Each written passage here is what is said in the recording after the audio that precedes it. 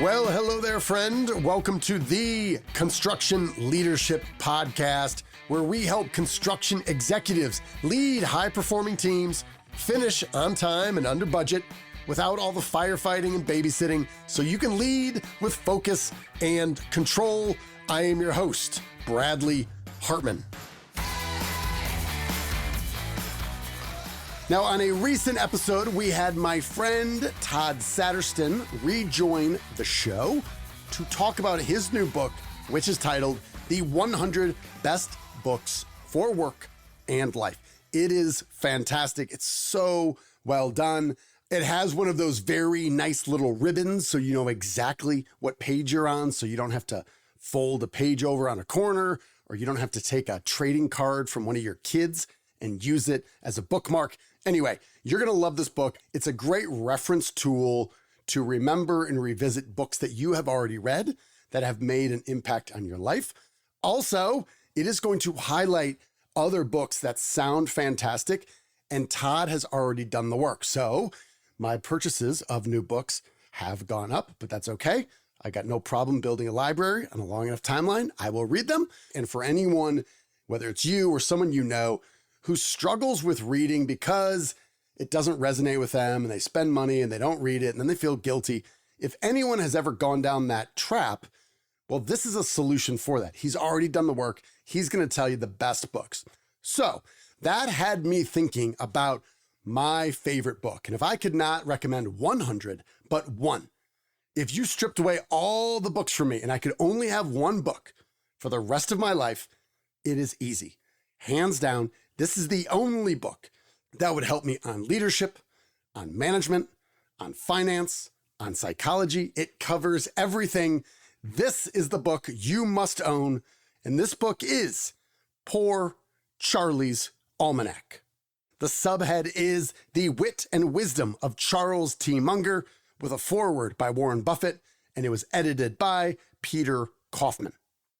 So on today's episode, I'm going to run down some of these nuggets from this book and explain why I love this. And every year, I listen to the entire book on audiobook, and I will keep this book on my desk for the better part of a month and just flip through it. So I'm kind of staying on top of what I'm listening to that I can see in print. So as you are thinking about better leadership and reducing your team's resistance to change, driving accountability, ensuring you are implementing the right strategy, delegating well, and overall making sure that you are communicating effectively, this book will help on every aspect of it. I'm going to explain why. Let's dive in. As always, thank you for listening. So if you do not know Charlie Munger, he was Warren Buffett's longtime business partner, his right-hand man for 45 years at Berkshire Hathaway. And Charlie is famed not just for investing brilliance, but for clear, multidisciplinary thinking. Anytime I weave in a little nugget of sports into a leadership episode here, as I occasionally do, I then kind of pat myself on the back and think, Uncle Charlie would be proud. Multidisciplinary thinking. I don't think he'd be that impressed, but that's the general idea. Can we find stories and data, anecdotes from other domains that are relevant to bring them from a different discipline into our own? Now, given Charlie Munger's fame from his investment expertise and his wide success in finance, you might think, oh, this is an investing book. However, it is not. Poor Charlie's Almanack is much more than an investing manual. It's a guide on how to think better, avoid common pitfalls, and make smarter decisions in any domain. And here's why this matters to you. When you're running a construction company, this means constant decision-making under uncertainty. And there's always uncertainty, whether it's projects or people or processes or capital allocation or contracts. And Munger's thinking maps directly onto these leadership challenges, and it can help simplify your life by thinking better. When I come back to this book, it is because I am thinking through something big, and maybe this is tied to a client, or maybe it's new work on a book or a keynote, and I'll just think, all right, I need to go back to the basics. How do I think intelligently, starting from first principles? And that's what Poor Charlie's Almanack does well. Now, I'm going to try to describe this well. This book, number one, it weighs definitely over 5 pounds. I have one of the old ones. It's hardcover. It is literally a coffee table book. It has these thick, glossy pages, and it is multicolored. There are drawings, there are photos throughout. Now, my version here, which I probably got a decade ago or so, is probably a little over 12 inches square. So it is big, it's thick. It has this blue cloth cover. And what I love about it and the way that I use it the most is I just flip through the pages, and there's a ton of different photos and advertisements and different typography. It's just really interesting and fun to look through. On the cover, in addition to Charlie Munger, as you would assume, you would also have Ben Franklin. And the model for this book was obviously Ben Franklin's Poor Richard's Almanack. Now, to give you a little taste of the wisdom that's in here, I'm going to flip through, I didn't count them. There are probably, 25 or 30 sticky pads that are representing some page that caught my attention. What I'm going to do is I'm going to flip open to the first 4 that I come to and read a little bit to give you some instant insight into Charlie Munger and why I value this book so much. Right on page 63, they report how Charlie talked about how to succeed in life, and this was largely focusing on what not to do. Don't do cocaine. Don't race trains. And then Peter Kaufman, the editor of this, goes in and says, often, as in this case, Charlie generally focuses first on what to avoid, that is, on what not to do, before he considers the affirmative steps he will take in a given situation. All I want to know is where I'm going to die, so I'll never go there, is one of Charlie Munger's favorite quips. Charlie strives to reduce complex situations to their most basic, unemotional fundamentals. He admires Albert Einstein's admonition, a scientific theory should be as simple as possible, but no simpler. Or, in his own words, what I'm against is being very confident and feeling that you know, for sure, that your particular action will do more good than harm. You're dealing with highly complex systems wherein everything is interacting with everything else.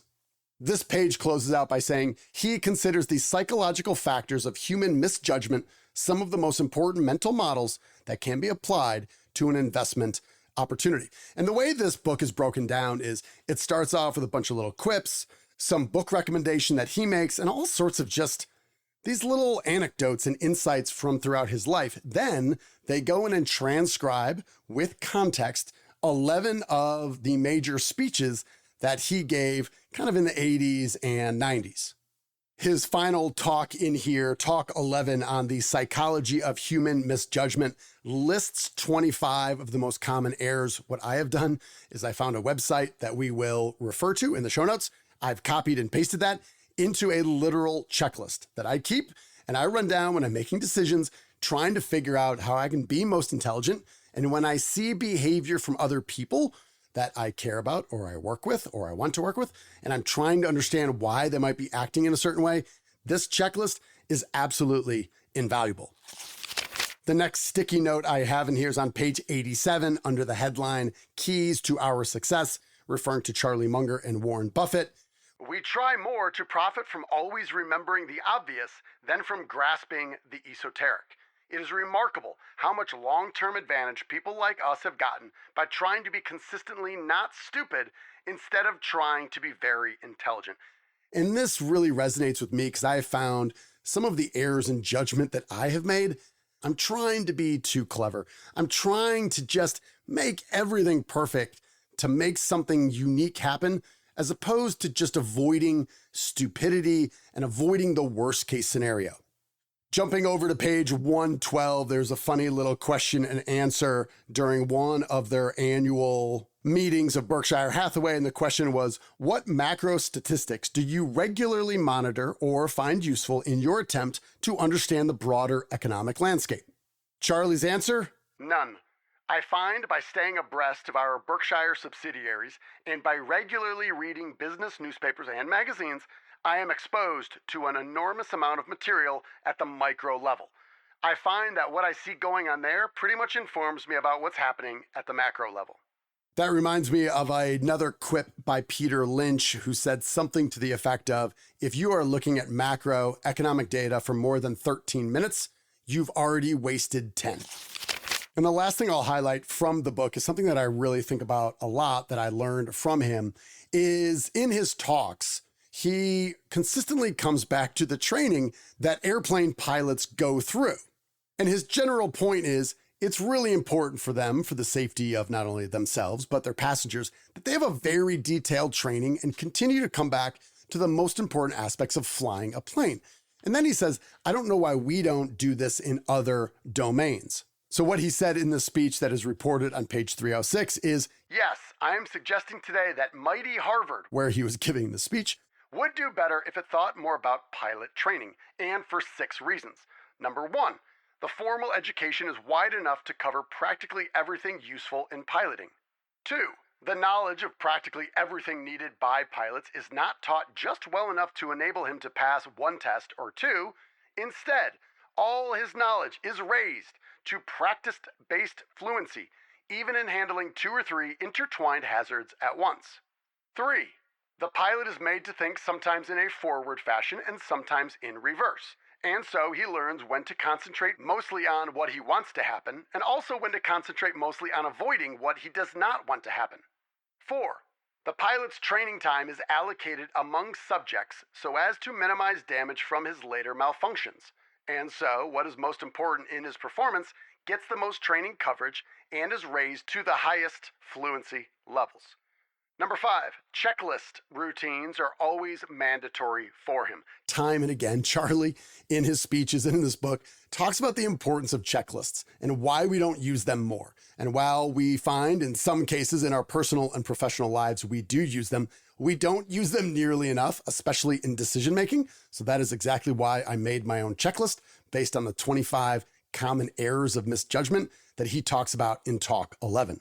And number 6, even after the original training, the pilot is forced into a special knowledge maintenance routine, regular use of the aircraft simulator to prevent atrophy through long disuse of skills needed to cope with rare and important problems.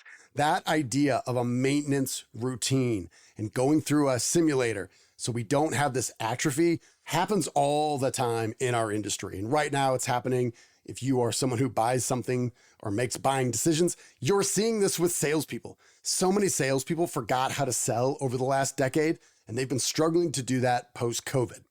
All right, hopefully that was helpful. Those are a few highlights from the book itself. Some other things that I didn't go into are really this lattice work of mental models. He comes back to that time and again, and he says there's about 100 mental models from different domains that if you can master, you can put yourself in a confident position that you're making an intelligent decision. And I took that idea directly, and in this University of Oklahoma leadership class, we called it the leadership lattice work of mental models. In each class, we presented 1, occasionally 2, mental models that we strung together, and that was what the course was based upon.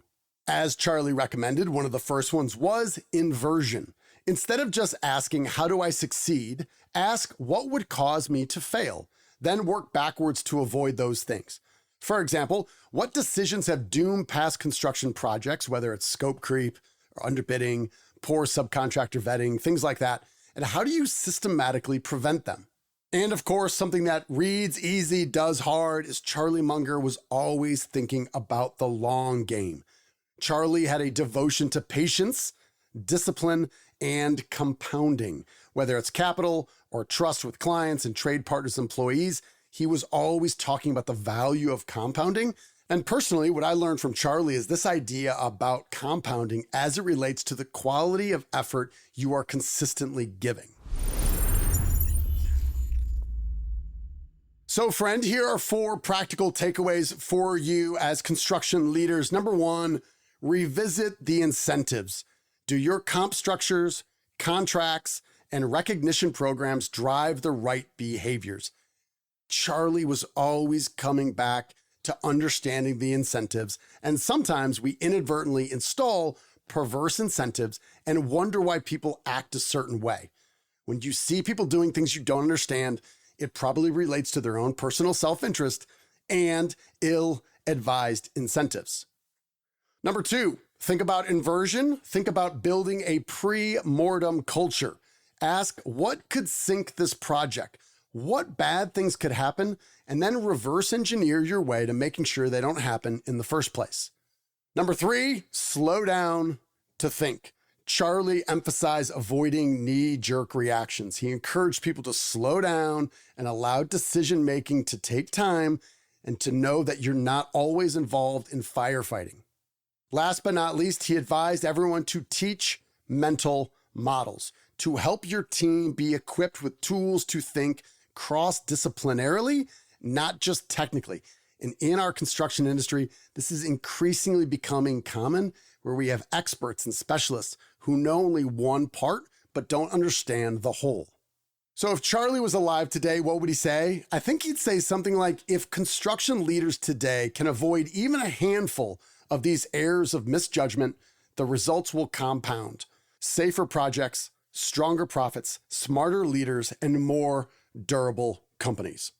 So my friend, I see now on Amazon as I record this, you can get this book for under $25. It looks like they have updated and made it just paperback. So if you go to eBay, I would strongly encourage you to find the one that I have. It's hardcover. It's got this blue cloth. It's gorgeous. You're going to want that one. I think I paid over $60 for this a decade ago. It is now on eBay, slightly used for about the same price as paperback, $25. So I would do that. I promise you it is worth the investment. This is the one and only book that I would take if I could only have one. Again, it is Poor Charlie's Almanack. All right, friend, hopefully this is helpful. Make an investment in your future as a leader and a better decision maker. That is the legacy of Charlie Munger. That's all I've got. Thank you for listening. You, my friend, are owed nothing. Deliver value first. Make it a great week.